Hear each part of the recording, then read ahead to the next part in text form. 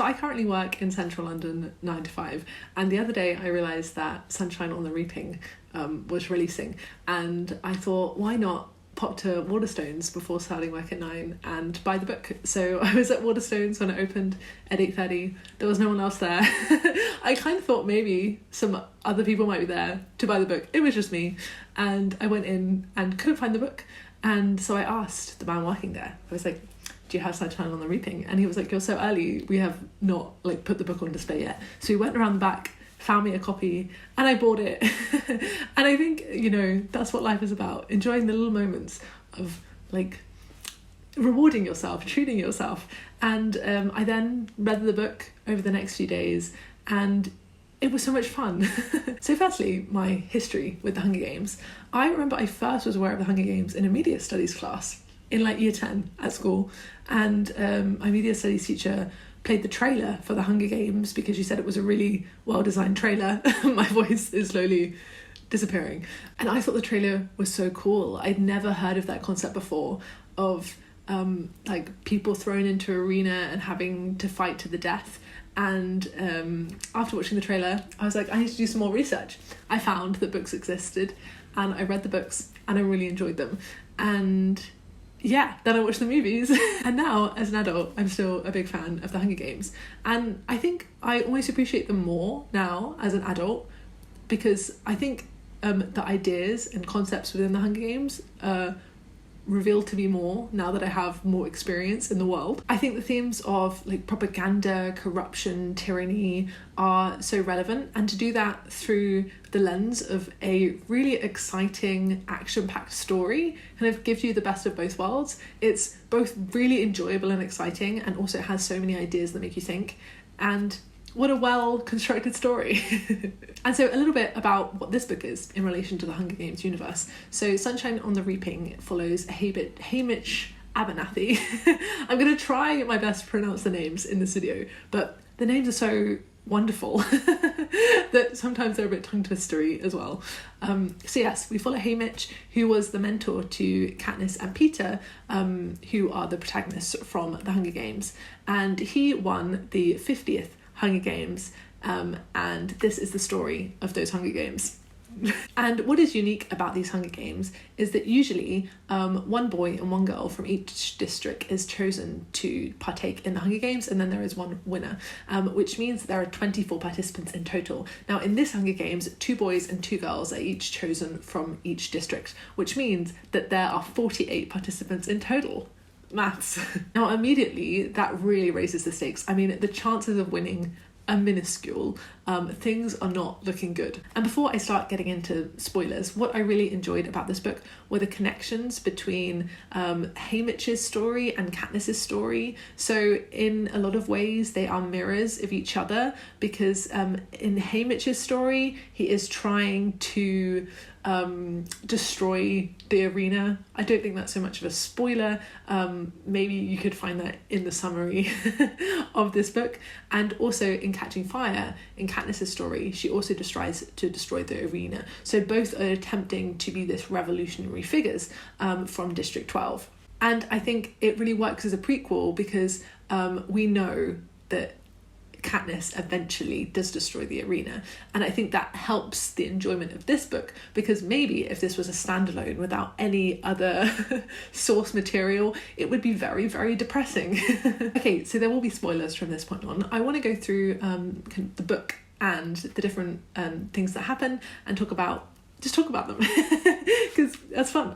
And so yeah, we'll start off the story on Hamish's birthday, and he is in love with a girl called Lenore Dove, and they have a very sweet relationship. He seems like he really cares for her, and she really cares for him, and it immediately makes you care about those two characters. However, the relationship is then, you know, thrown into turmoil because Hamish is chosen to take part in the Hunger Games, and he's not actually chosen at the Reaping. Another boy is chosen, but that boy tries to run away, and so Hamish is chosen instead.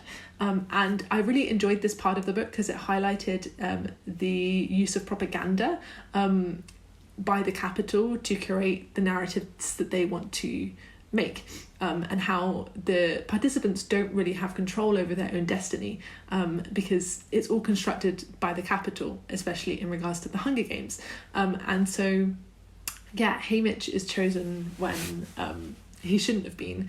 And I really loved the scene where Haymitch is in the train and he's heading off to the Capitol, and it describes how Lenore Dove is on a like cliff's edge in my memory, and she's like screaming, just letting out all that rage. Loved that scene. Let me see if I can find it. Yeah, it says, that's when I see Lenore Dove. She's up on a ridge, her red dress plastered to her body, one hand clutching the bag of gun drops. As the train passes, she tilts her head back and wails her loss and rage into the wind.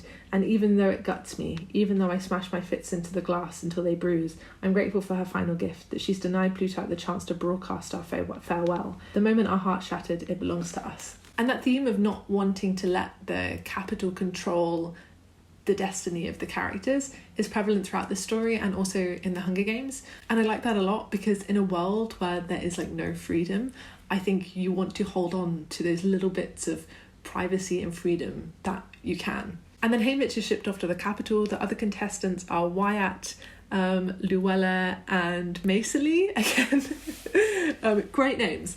And Luella is a very sweet little girl who Haymitch has a strong connection with, and then Luella dies in the parade, and the Capitol then replaced Luella with like another girl who is like drugged or like technologically like influenced. She doesn't really seem to know what's going on. She seems to be being controlled by the Capitol, and they call her Lulu, and that just shows the extent the Capitol goes to create their own narrative for the games. Then what I really enjoyed was meeting Wirus and Mags, because those were characters in the Hunger Games, and they are now mentors for Haymitch and the other contestants from District 12. And yeah, it was interesting to get more backstory on them, and also BT as well.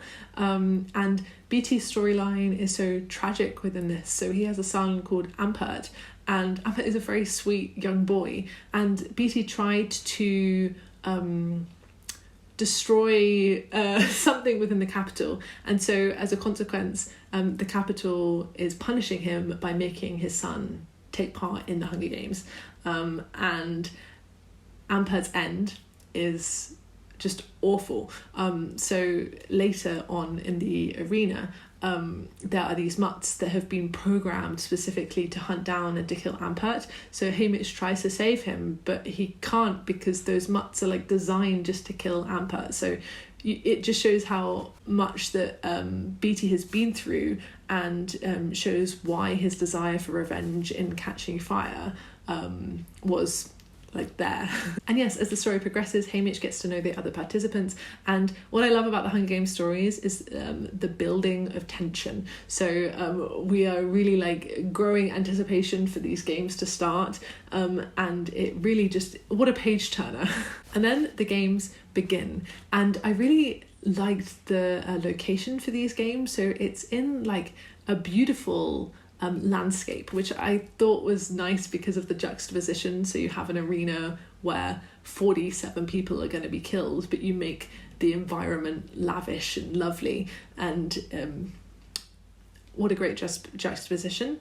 Also, the landscape looks lovely, but actually is filled with like dangerous things that can kill you. So there's another contrast there, and that then links to the overall vibe of the Capitol as well. All the people there dress beautifully when actually they're really ugly inside, because they allow people to die unnecessarily. And then while in the Hunger Games, people start to die. So Haymitch finds Lulu, who he has a strange relationship with, because she looks like Luella, but she isn't really Luella, because she's just being controlled by the Capitol. But he still sees her, you know, she's still a little girl, and then she dies, and then he finds Ampert, who dies horrifically, and then more and more characters begin to die. And I think while reading this book, the feeling of like hopelessness is heightened, because you know that the characters aren't going to succeed. Like,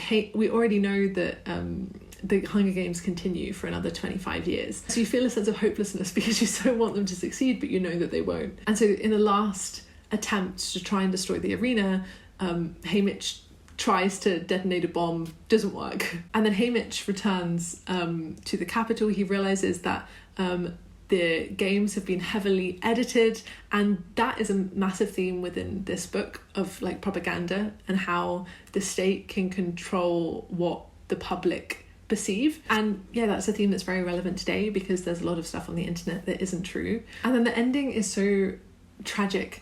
Haymitch returns to District 12, finds his mother and his brother dead.